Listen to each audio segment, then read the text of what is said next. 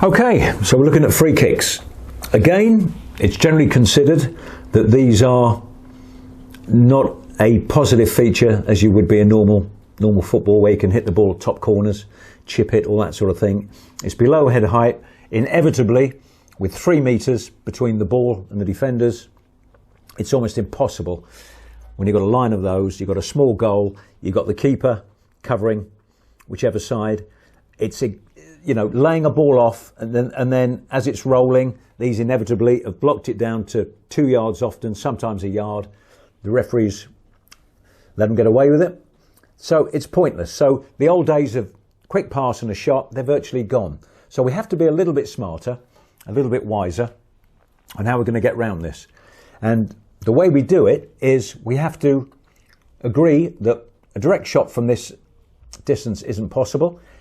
It's often easier to shoot from a little bit further back, or, as with the corners, almost start again. Take the ball wide. So we have these scenarios where this might be the guy who's looking to shoot. These perhaps would be expecting the old usual, when in fact what we can do is, on the referee's whistle, this guy's ready to do something. Obviously, he's probably going to have a defender somewhere around him. If we can untangle these defenders. So on the referee's whistle,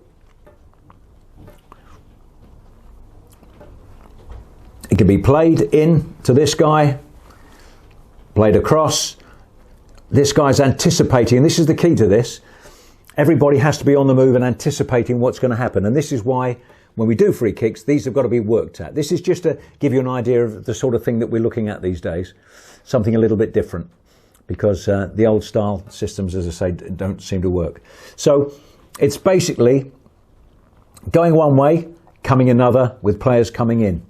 And then obviously, with this guy having a shot, the more we get players in these wide positions here, the more these people, these defenders, have to think, where do we go? Do we mark him? Do we mark him? And obviously it's going to open up all these other spaces.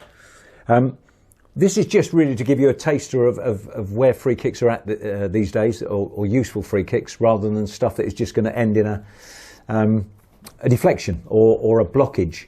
And we see this every single game. We see the old classic block, and ball flies off and the free kicks come to nothing. So just saying, be a little bit more creative, a little bit more constructive, and this involves movement and a bit of width, and if needs be, somebody shooting from here rather than trying to shoot 8, 9, 10 yards from the goals. There's other ways of doing this. I mean, we can have a scenario where somebody literally passes here. This guy comes in, the ball's put across. It's either a shot, or we can have somebody else making a move. So what we're trying to do in effect is, it's a bit like open play in a way. It's create space for somebody to get a shot on goal.